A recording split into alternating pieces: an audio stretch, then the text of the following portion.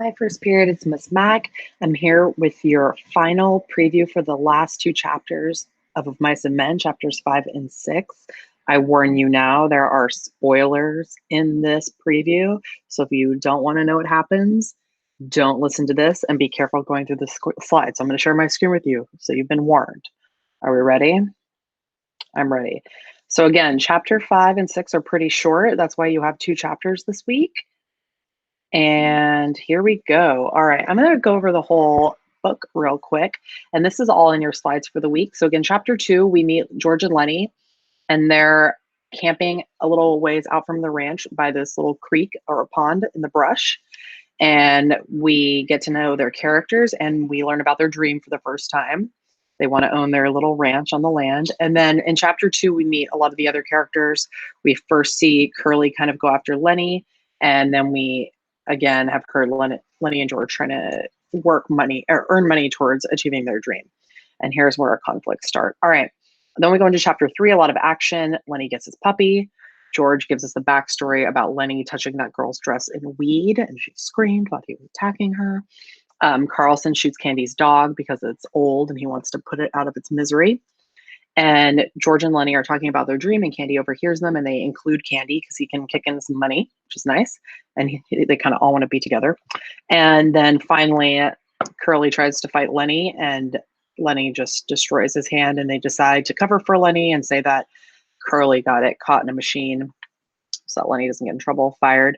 Then chapter 4 is kind of interesting. We meet Crooks, who's the stable buck, the only African-American character on the ranch. And he talks about how he's so lonely and how he's faced isolation because of his race. And then Curly's wife also comes in, and because she's the only woman and she's married to Curly, we see she's very unhappy and alone as well. And we see how this affects them.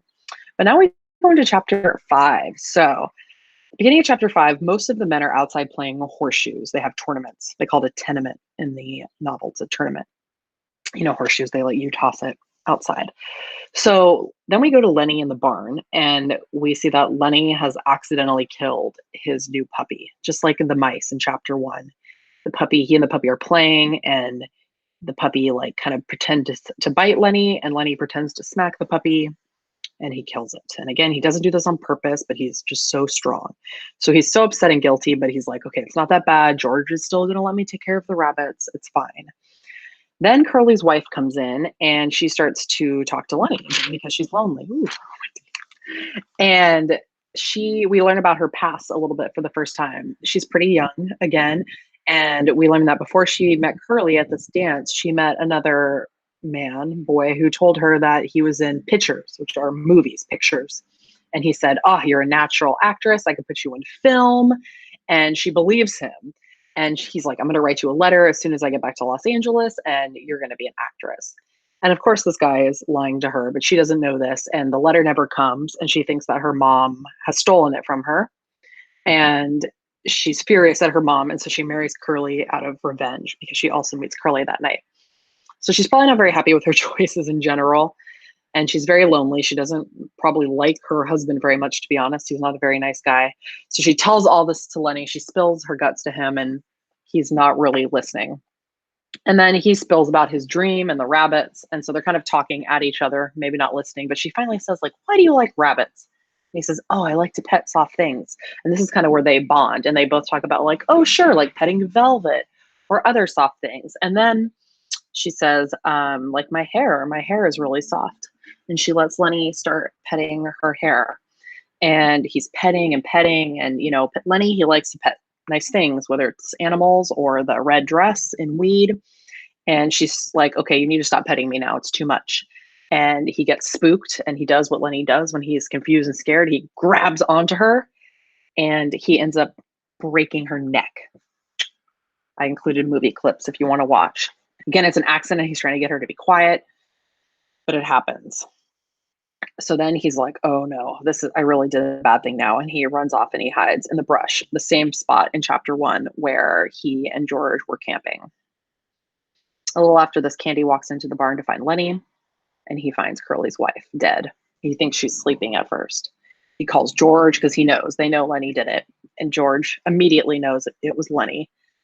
They call in all the other guys.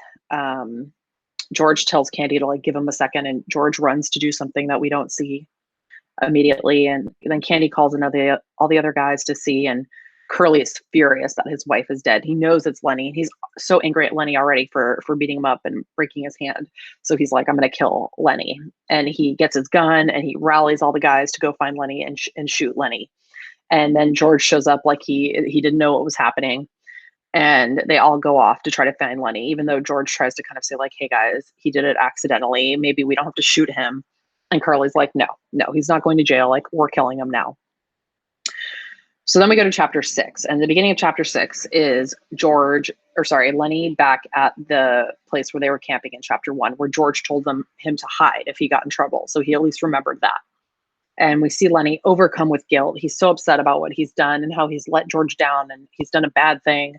And he's so upset that we see him start hallucinating, which can be a little confusing if you don't know what's happening. He imagines his Aunt Clara, who used to take care of him, and she's yelling at him like, look what you did, you let George down, and George is so good to you, how could you do that? And he's like, oh, I know Aunt Clara.